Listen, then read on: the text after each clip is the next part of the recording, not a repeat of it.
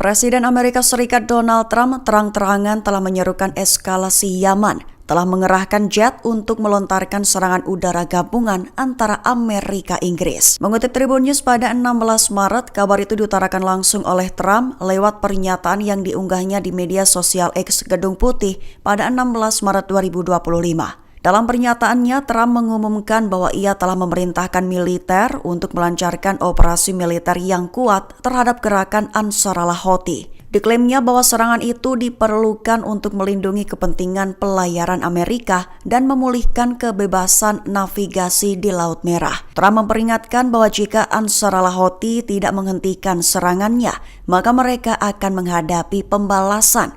Ditekankan bahwa neraka akan menghujani Yaman seperti yang belum pernah dilihat sebelumnya. Perlu diketahui tak hanya melontarkan peringatan terhadap Houthi di Yaman, Trump turut mengeluarkan peringatan kepada Iran, mendesaknya untuk berhenti mendukung Ansarallah Houthi serta tidak mengancam rakyat Amerika, presidennya atau jalur pelayaran global.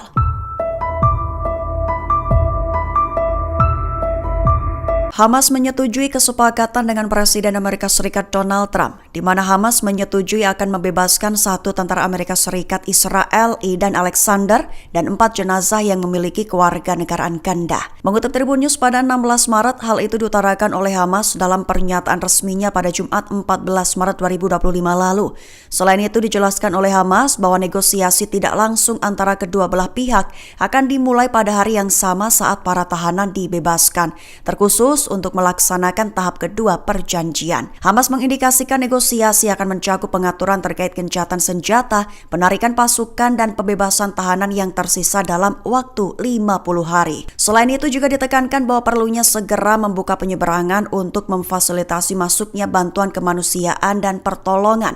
Hamas juga mengatakan bahwa pelaksanaan tahap pertama harus dilanjutkan, termasuk protokol kemanusiaan, penghentian operasi militer, dan rehabilitasi infrastruktur. Selain itu ditekankan juga bahwa mediator dari Amerika Serikat, Mesir, dan Qatar akan mengambil langkah-langkah yang diperlukan untuk memastikan penyelesaian negosiasi serta tercapainya kesepakatan komprehensif yang mencakup gencatan senjata dan penarikan penuh pasukan. Bentrokan terjadi antara tentara IDF versus pekerja asing yang menyusup dari perbatasan Yordania.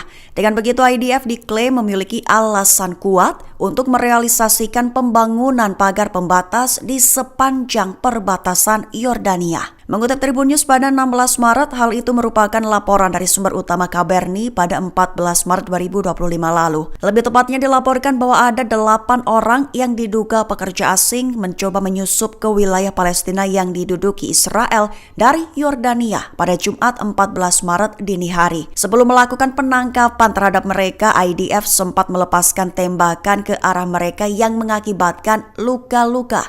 Lantaran penyusup disebut mendekati IDF dengan cara berbahaya. Di antara 8 penyusup, 2 diantaranya diklaim tewas. Lebih jelasnya dilaporkan bahwa IDF terlibat bentrokan dengan menembaki sejumlah orang di dekat kibuts Hamadiyah di daerah Bisan di lembah Yordan, tepat setelah mereka melintasi perbatasan dengan Yordania pada tengah malam itu. Diketahui ke-8 pekerja asing adalah pencari suaka, termasuk 4 warga negara Ethiopia dan 4 warga negara Sri Lanka. Adapun 2 pria yang tewas diklaim IDF telah memilih melompat ke arah tentara yang datang dari arah hutan, sehingga diklaim telah menjadi ancaman bagi nyawa mereka.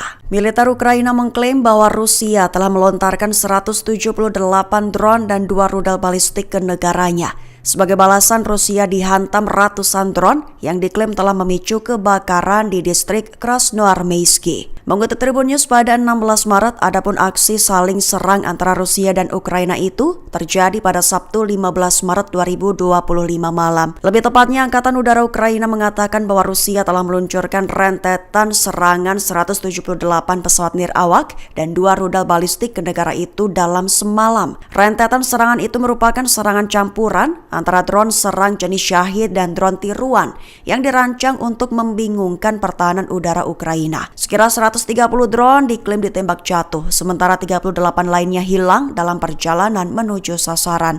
Rusia disebut telah menyerang fasilitas energi dan menyebabkan kerusakan signifikan.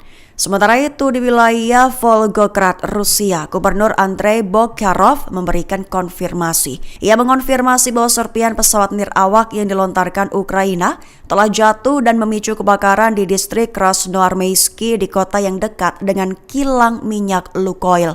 Imbas lainnya adalah bandara terdekat menghentikan sementara penerbangan negara tersebut. Namun hanya sebatas itu. Ia tidak memberikan rincian lebih lanjut dan menyatakan tidak ada korban jiwa. Iran memberikan balasan atas sentilan Presiden Amerika Serikat Donald Trump, menegaskan bahwa Washington tak memiliki wewenang untuk mendikte kebijakan luar negerinya. Mengutip Al Arabiya pada 16 Maret, hal itu diutarakan oleh Menteri Luar Negeri Iran Abbas Araghchi dalam media sosial X pada 16 Maret 2025. Perlu diketahui, awalnya Trump memberikan desakan terhadap Teheran, di mana diminta untuk mengakhiri dukungan terhadap pasukan Houthi di Yaman. Lantaran jika tidak, maka Amerika Serikat akan berikan neraka yang menghujani Yaman, bahkan Iran, dengan cara berbeda. Dengan begitu, Abbas Araghchi memberikan responsnya. Ia menyatakan bahwa pemerintah Amerika Serikat tidak memiliki wewenang atau urusan untuk mendikte kebijakan luar negeri Iran. Era itu diklaimnya telah berakhir pada tahun 1979 silam. Bahkan Araghchi memberikan contoh di mana akibat Amerika Serikat beri bantuan ke Israel, maka lebih dari 60.000 warga Palestina terbunuh dan dunia meminta pertanggungjawaban penuh dari Amerika. Kemudian di akhir pernyataan, Araghchi mendesak kembali agar Amerika Serikat segera akhiri dukungan terhadap genosida Israel, sekaligus menghentikan pembunuhan terhadap warga Yaman.